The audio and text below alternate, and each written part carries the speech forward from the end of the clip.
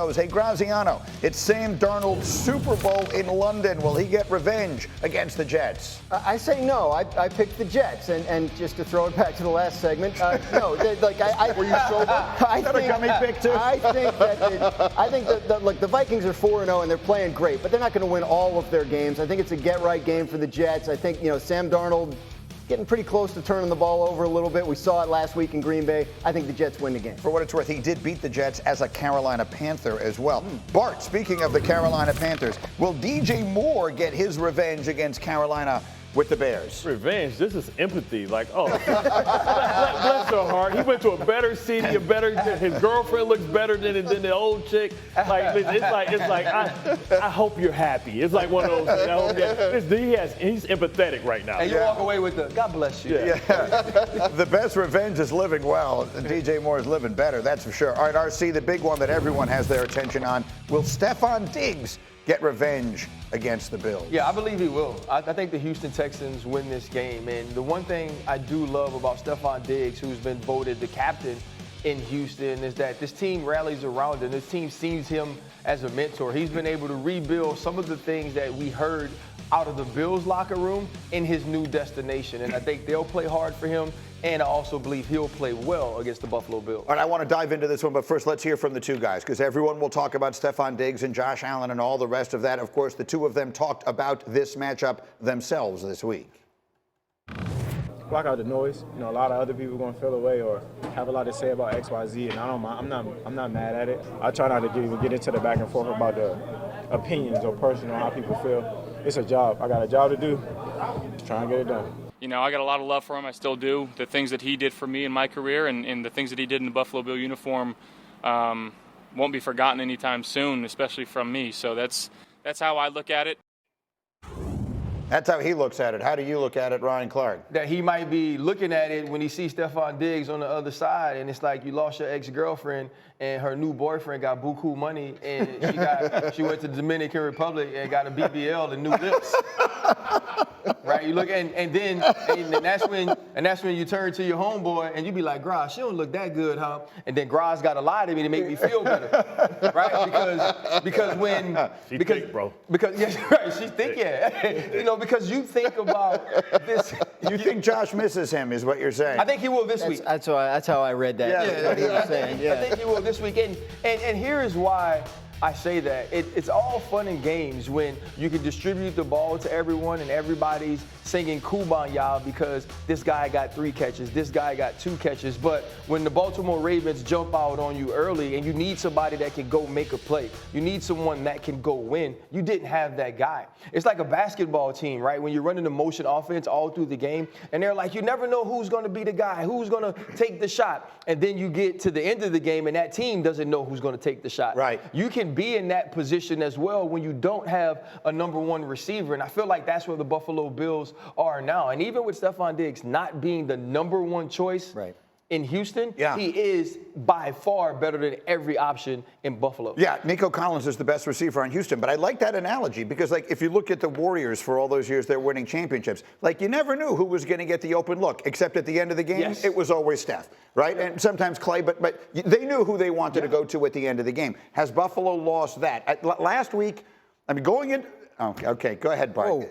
Can we make that face? Can we get a good look? Give me that face again. Go back a week ago. I'm just saying, hot tub time machine. Yes. This time last week, I told you that I believed that the Bills were paper champions, and we were going to see who they were in the next 3 weeks. And I told you that the Baltimore Ravens were going to beat them up physically because they didn't have a good secondary. And I told you, when you play against a good defense, and I think that the Houston Texans are a good defense, and you try and do all that stuff with the trickery and the motions and the shifts, that's because at the end of the day, you're doing basic stuff. And a great defense won't let you dictate the terms of engagement, the rules of engagement by motioning. And when you strip it down, they're a zone running team and they're a boot waggle type of guy. And the fact that they did, to Ryan's point, that they didn't have a number 1 guy that you had to grab the safety allows you to be able to take that running game away because now you can say, I can put my second best corner on there and lock their guy down and put that safety in the box and make him one-dimensional. And then now Josh Allen has to prove that he's not blank man. We know he's Superman, but then that puts the ball at risk, and that's where the turnovers start to show. Meg, put the picks up, if you would, please, just so everyone can see where we're looking here. But you were the one who told me all through the offseason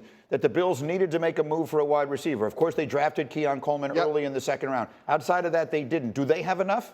Does Josh have enough? No, I mean, not to ultimately get to where they want. The reason I picked them this week, though, is Houston struggles stopping the run. So styles make fight, and I do think they can play ball control the way they couldn't last week. But yes, Greeny, that's why, like, be it Devontae Adams or somebody else like Amari Cooper, they need another element on the outside. Keon Coleman will get better, but they need another element.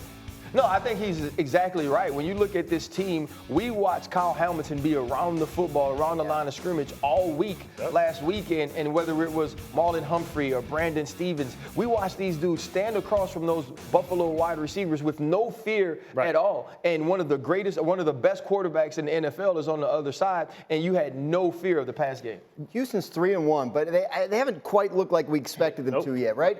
Offensively, like it feels like they're trying to sort of establish the run a little bit, right? Even without their best running back.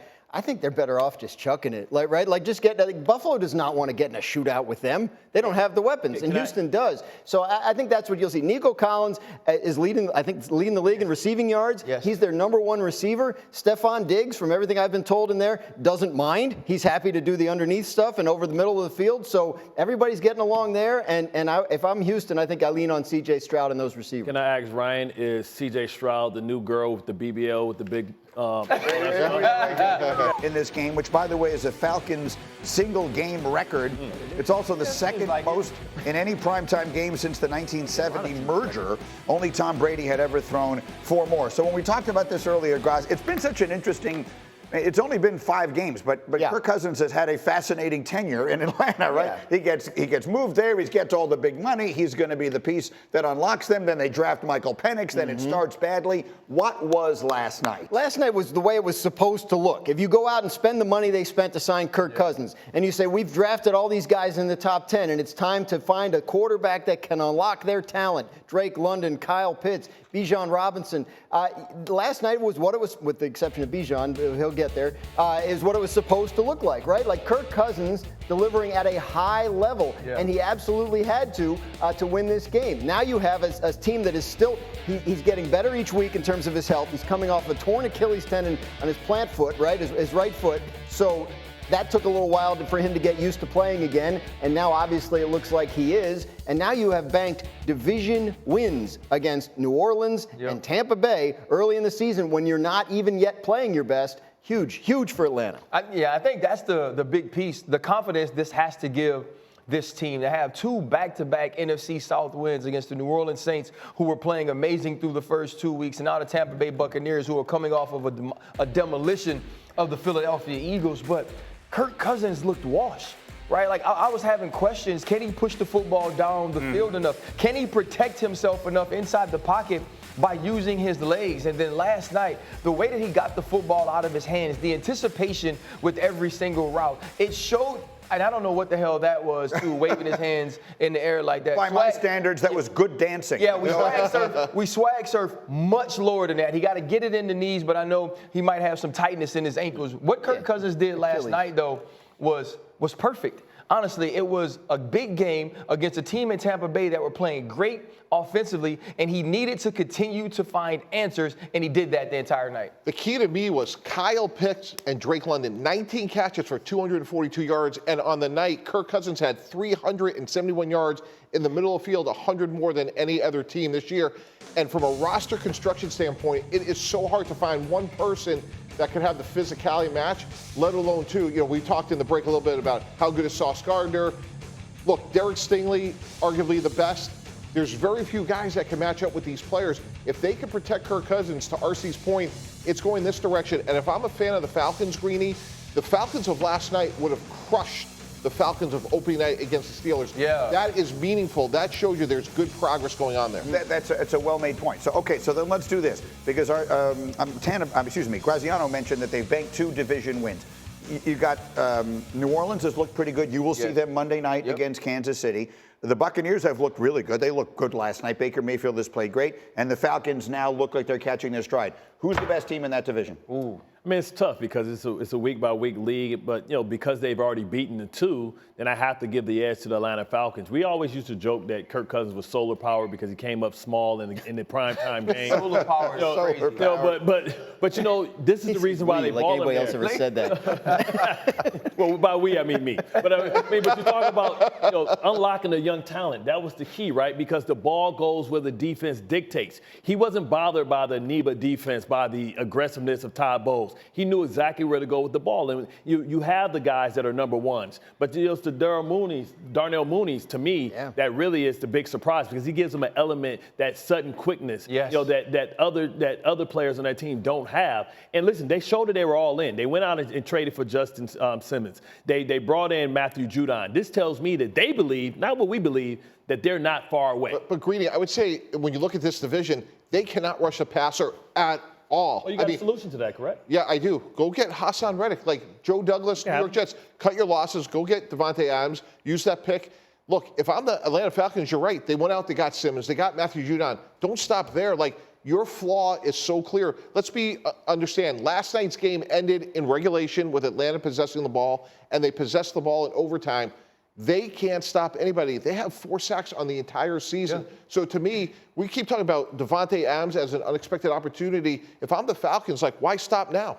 Yeah, I mean, look, they've exhausted some resources, right? I mean, it cost them to bring in Judon, right? That was a 3rd-round pick, so it's not like they drafted a quarterback that they drafted a backup quarterback in the top 10. So yeah, they do need help on defense. I mean, Tampa Bay's won this division 3 years in a row, and I know. I mean, they were loaded for bear last night because they heard all the offseason about how Atlanta was going to, and that has to be a heartbreaking loss for Tampa that wanted to show, hey, it's still our division for now. It looks like it'll be a dogfight. Atlanta, New Orleans, and Tampa. Who we buying? You know what? I buy Tampa just because you look at that team. They were down. Antoine Winfield wasn't available last night. Trey Palmer is out. The new rookie, I forget Jalen's last name. He was gone as well. Jalen McMillan. And so there's so many players on that team that were out, and we watched them play extremely well offensively. You get some of those pieces back on the defensive side of the ball. I believe that's a tough team to beat.